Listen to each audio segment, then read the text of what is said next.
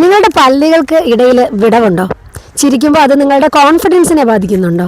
എന്നാൽ ഈ വീഡിയോ നിങ്ങൾക്കുള്ളതാണ്.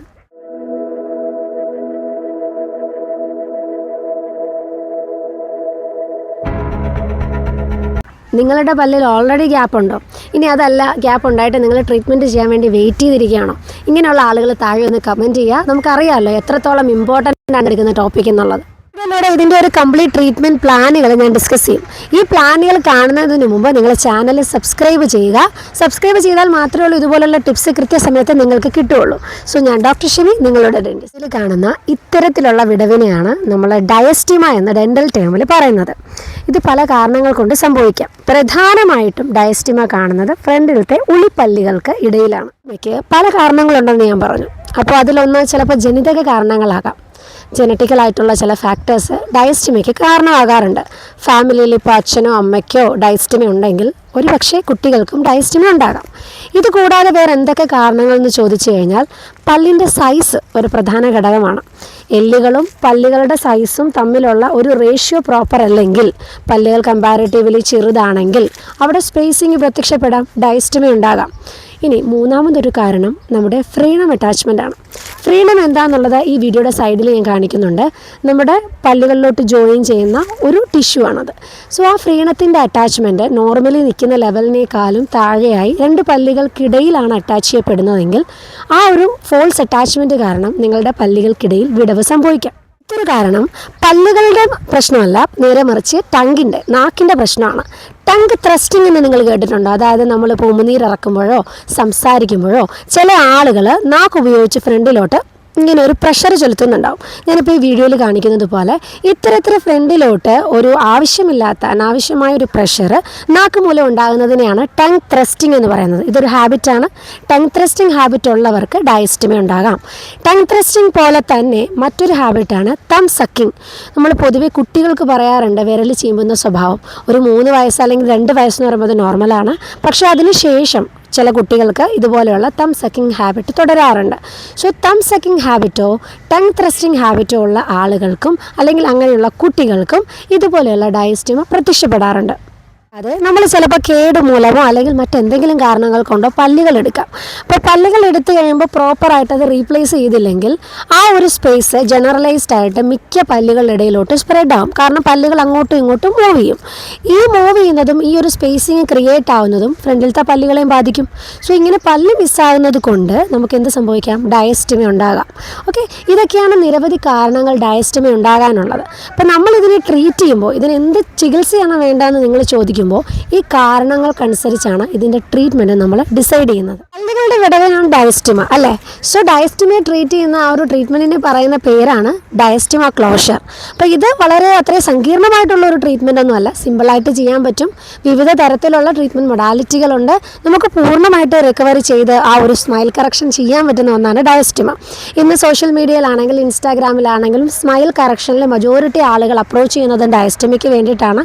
100% ഒരു സക്സസ്ഫുൾ റിസൾട്ട് കിട്ടി അവർ ഹാപ്പി ആവുന്നതും ഡയസ്റ്റമ ക്ലോഷറിലൂടെയാണ്. ഡയസ്റ്റമ ക്ലോഷറിൽ ഇതിൻ്റെ കാരണം കണ്ടെത്തൽ വളരെ സുപ്രധാനമായിട്ട് പങ്കുവഹിക്കുന്ന ഒന്നാണ്.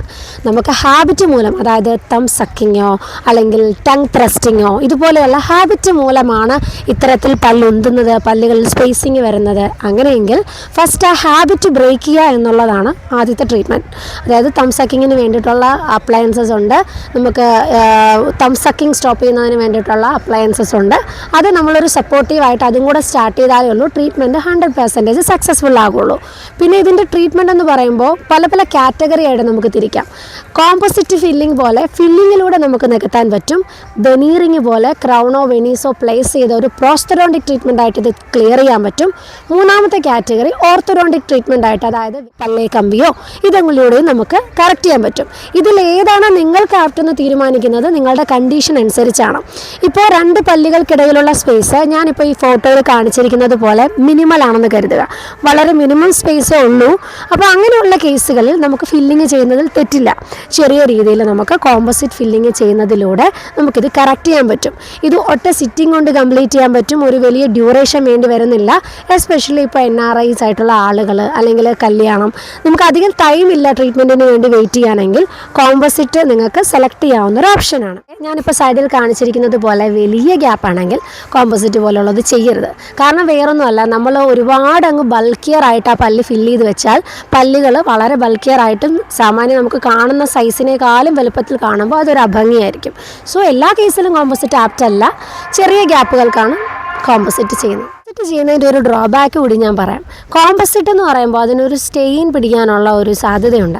പെട്ടെന്നല്ല, പക്ഷേ കുറച്ച് കാലങ്ങൾ മുമ്പോട്ട് പോകുമ്പോൾ കോമ്പോസിറ്റിന് സ്റ്റെയിൻസ് വരും. സോ അതൊരു പെർമനൻറ്റ് ലൈഫ് ലോങ് ആയിട്ട് വെക്കാൻ പറ്റുന്ന ഒരു ഓപ്ഷൻ ആണോ എന്ന് ചോദിച്ചാൽ അല്ല. സത്യം പറഞ്ഞാൽ കുറച്ച് നാളാകുമ്പോൾ നമ്മൾ റീപ്ലേസ് ചെയ്ത് വീണ്ടും ഫില്ല് ചെയ്യേണ്ട വരും കേട്ടോ. അത് കോമ്പോസിറ്റിൻ്റെ ഡ്രോബാക്കാണ്. പക്ഷേ ബാക്കി ട്രീറ്റ്മെൻറ്റുകളെ കമ്പയർ ചെയ്യുമ്പോൾ പൈസയൊക്കെ നോക്കുവാണെങ്കിൽ, അഫോർഡബിലിറ്റി ഒക്കെ നോക്കുമ്പോൾ ഏറ്റവും ചിലവ് കുറഞ്ഞ ഒരു ട്രീറ്റ്മെൻറ്റ് മൊഡാലിറ്റി കോമ്പോസിറ്റ്. അത് വെനീറാണ്. വെനീർ എന്താണെന്ന് നിങ്ങൾക്ക് അറിയാമായിരിക്കുമല്ലോ. ഞാൻ പല വീഡിയോസിലൂടെ പറഞ്ഞിട്ടുണ്ട്. നമ്മൾ ഫുൾ ഒരു ടൂത്ത് കട്ട് ചെയ്ത് കളയണ്ട, ഫ്രണ്ട് ഭാഗം ചെറുതായിട്ടൊന്ന് ട്രിം ചെയ്തിട്ട് ഒരു ഹാഫ് ക്രൗൺ എന്നുള്ള രീതിയിൽ വെക്കുന്ന ഒരു പുതിയ ട്രീറ്റ്മെൻറ്റ് രീതിയാണ് വെനീർ. അപ്പം അത് തന്നെ നമുക്ക് വളരെ കണ്ടു കഴിഞ്ഞാൽ നമ്മുടെ പല്ലാണോ അല്ലെങ്കിൽ ആർട്ടിഫിഷ്യൽ ആണോ എന്ന് പോലും തിരിച്ചറിയാത്ത രീതിയിൽ നമുക്ക് സൂപ്പറായിട്ട് ചെയ്യാൻ പറ്റുന്ന വെനീഴ്സ് ഇന്ന് അവൈലബിൾ ആണ്. ഇമാക്സ് വെനീഴ്സ് ഒക്കെ ചെയ്തു കഴിഞ്ഞാൽ നല്ലതായിരിക്കും. നമുക്കൊരിക്കലും അത് മനസ്സിലാകത്തില്ല. ഈ വെനീർ ചെയ്യുമ്പോഴും നമുക്ക് മുമ്പ് പറഞ്ഞതുപോലെ ഗ്യാപ്പ് ഒരുപാട് വലുതാണെങ്കിൽ നമ്മൾ ജസ്റ്റ് ഫ്രണ്ടിലത്തെ 2 പല്ലുകൾക്ക് മാത്രം ചെയ്താൽ അതൊരു അഭംഗിയായിരിക്കും. ചില കേസസുകൾ നമ്മൾ ഫ്രണ്ടിലുള്ള 4 പല്ലും കൂടെ ജോയിൻ്റ് ആയിട്ട് വെനീറൊക്കെ ചെയ്യേണ്ടത് വരും സ്മൈൽ കറക്ഷന് വേണ്ടി.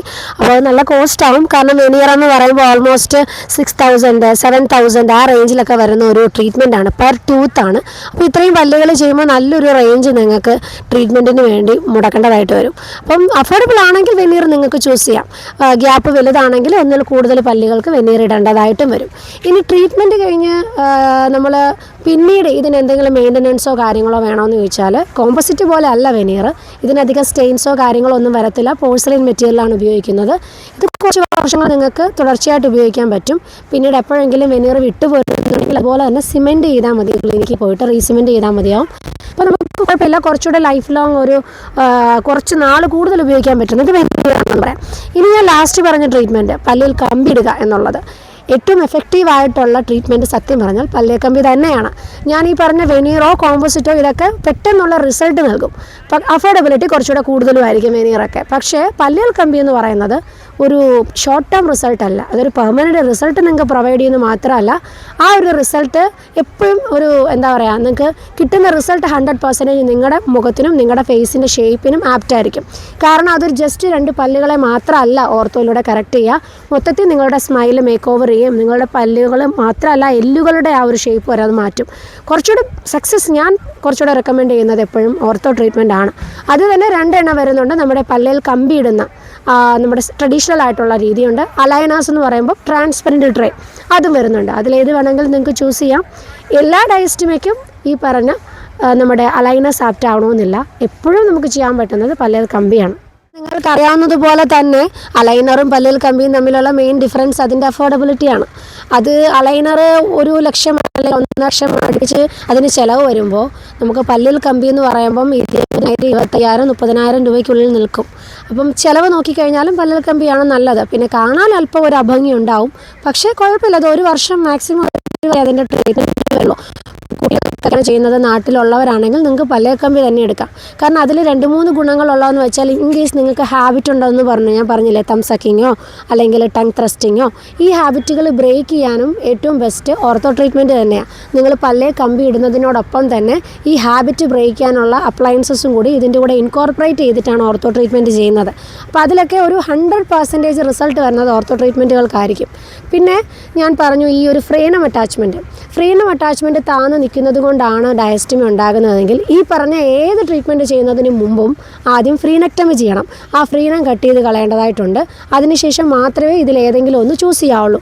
ട്രീറ്റ്മെൻറ്റ് പൊതുവേ വരുന്നത് കോമ്പോസിറ്റും അല്ലെങ്കിൽ വെനീർ അല്ലെങ്കിൽ ഓർത്തോ ട്രീറ്റ്മെൻറ്റ് ആണ്. പക്ഷേ ഈ 3 ട്രീറ്റ്മെൻറ്റിൽ ഏതെടുക്കുന്നതിന് മുമ്പും ഫ്രീനം അറ്റാച്ച്മെൻറ്റ് ഫോൾട്ടി ആണെങ്കിൽ അത് കറക്റ്റ് ചെയ്യേണ്ടത് അനിവാര്യമാണ്. അപ്പോൾ ഇത്രയും കാര്യങ്ങളൊക്കെയാണ് നിങ്ങൾ ഡയസ്റ്റമ ക്ലോഷർ ചെയ്യുമ്പോൾ ശ്രദ്ധിക്കേണ്ടത്. ഇത് എന്തുകൊണ്ട് ഈ വീഡിയോ ചെയ്യുന്നതെന്ന് ഓർത്തു കഴിഞ്ഞാൽ, ചില ക്ലിനിക്കുകളിൽ ഫ്രീനം അറ്റാച്ച്മെൻറ്റ് കട്ട് ചെയ്യാതെ ഡയറക്റ്റ് വെനീസ് ഇടുന്നവരുണ്ടാവും, അല്ലെങ്കിൽ ഡയറക്റ്റ് ഓർത്തോ ട്രീറ്റ്മെൻറ്റ് ചെയ്യുന്നവരുണ്ടാവും.